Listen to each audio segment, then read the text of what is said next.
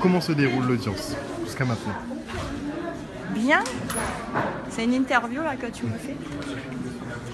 Bien, parce que l'argument selon lequel, l'argument que nous oppose l'État, l'argument selon lequel, premièrement, nous serions prescrits et deuxièmement, il n'y a pas de rétroactivité de la loi, se heurte à ce que, quand la loi Taubira est promulguée en 2001, il est évident qu'elle est bien postérieure à l'existence du crime, de la même façon que quand les Juifs se sont vus reconnaître le crime contre l'humanité qui était le génocide qui avait été perpétré par les Allemands et ses alliés, lors du procès de Nuremberg, il est bien évident qu'au moment où cette loi est promulguée, elle est évidemment postérieure au crime au même titre que nous.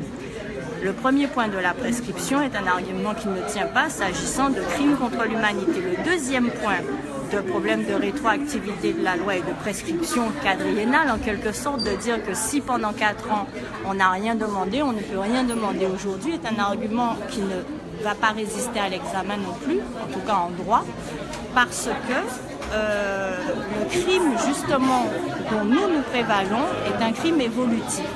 La preuve, c'est qu'aujourd'hui, nous avons un rapport scientifique qui nous dit que le crime d'esclavage s'est perpétué dans les générations à venir et futures et qu'il s'est transmis dans notre ADN et dans nos cellules.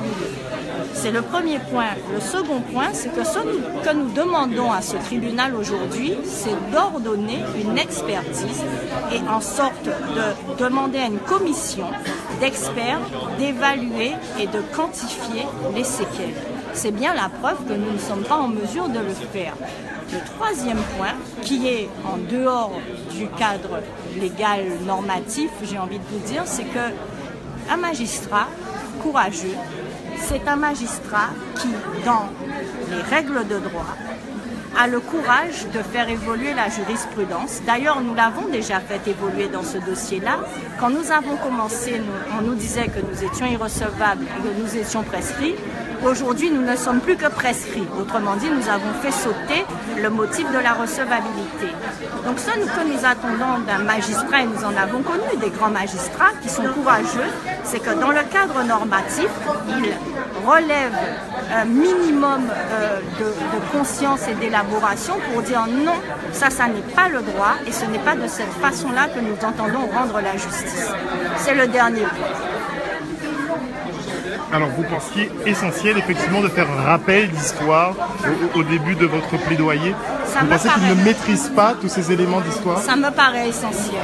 Ça me paraît essentiel de faire un rappel de l'histoire parce que je suis persuadée que nous-mêmes ici, nous ne connaissons pas notre histoire parce qu'on ne nous l'enseigne pas en quelque sorte. Nos enfants qui vont à l'école ne se voient pas enseigner l'histoire du peuple noir, la bulle papale, la création du crime contre l'humanité et il me semble essentiel de reposer notre histoire et puis de l'enseigner à ceux qui, étant de passage ici, ne sont pas au fait de notre histoire. Et il me paraît que dans le cadre d'un procès historique et politique et de justice, il faut savoir de quoi on parle, de quoi on parle pour pouvoir rendre une justice apaisée, sereine et dans l'équité.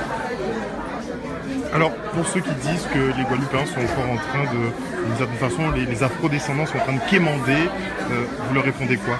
Je leur réponds, et vous voyez, c'est à mon avis une des illustrations encore de ce que l'État colonial et l'État post-colonial français a institué dans le cadre de l'assimilation notamment, en faisant de nous des sortes de schizophrènes. Ceux qui sont dans les revendications de leurs droits parce qu'ils sont légitimes à le faire, et les autres qui, n'ayant pas connaissance du passé, font fi de celui-ci pour dire finalement, comme l'État-providence nous rend service, il nous donne des subventions, il nous donne le RSA, il nous donne des allocations familiales, ne demandons pas plus que ce à quoi nous avons droit, en occultant totalement qu'étant des descendants d'Africains réduits en esclavage, le premier des droits qu'ils doivent réclamer, c'est celui de la réparation.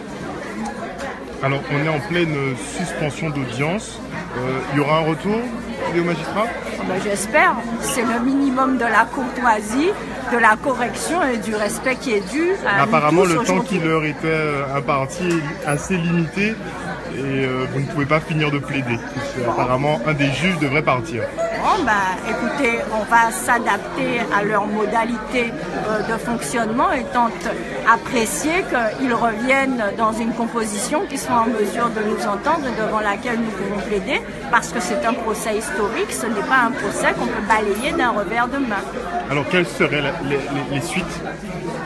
On a combien d'options possibles en fonction du jugement? On va bien voir quelle est la décision qu'ils vont rendre.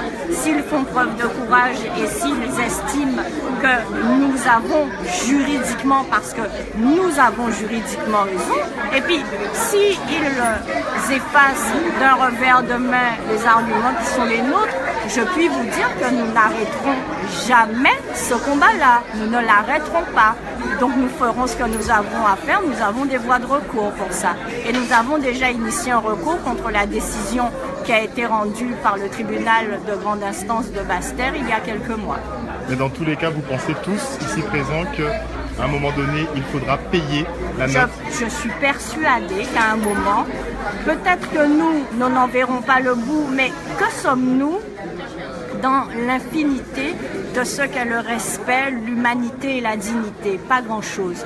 Je suis persuadée qu'un jour, nos enfants et nos petits-enfants verront l'aboutissement de ce combat-là. Mais pour qu'ils le voient, encore faut-il que nous en soyons à l'initiative. Merci beaucoup, Maître Aristide.